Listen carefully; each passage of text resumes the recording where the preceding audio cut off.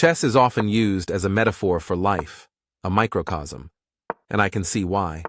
At first glance, it contains many of the same themes that we deal with in our lives: strategy, offense and defense, premeditation balanced with spontaneity, chaos against order, using what looks like a sacrifice to create a larger opportunity.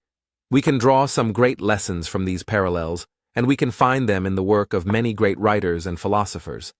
But some also argue that these lessons are arbitrary and somewhat removed from real life. For example, I've heard a position that chess cannot be compared to life because all of the information is known and available. You can see where all of your opponent's pieces are and all of the possible squares that they can move to on their next turn. In real life, there are plenty of things you simply don't or cannot know. Most of the board is covered in shadow in the chess game of real life.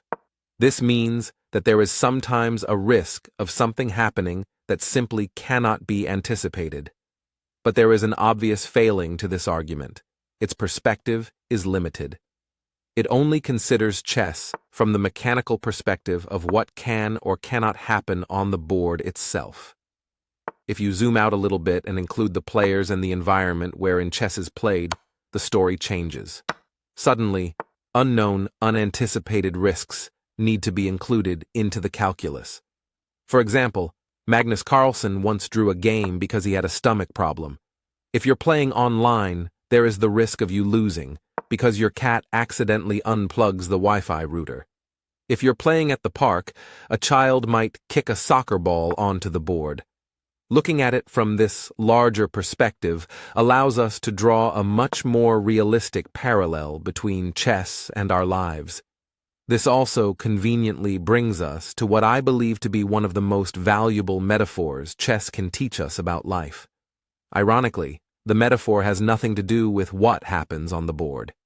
Instead, it has everything to do with where you look at the board from. This is a bit of a difficult analogy to speak about, but maybe it'll become clearer through this question. If chess is a microcosm for life, and you are one of the pieces on the board, then who is the player?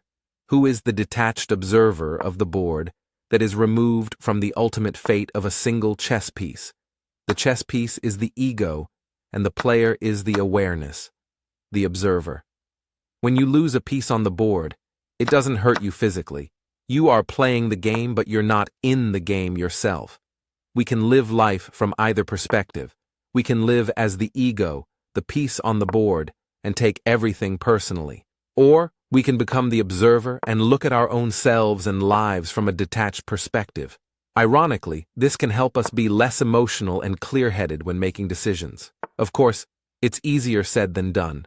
I've constantly been forgetting and remembering this idea for almost a decade. But I won't stop, because every time I remember, it helps.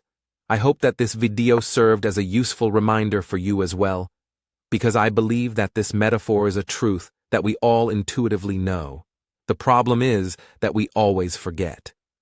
This is the first video on this channel, so please don't forget to like and subscribe. Much appreciated. Also, please subscribe to the Protagonism newsletter if you want more essays on chess and life.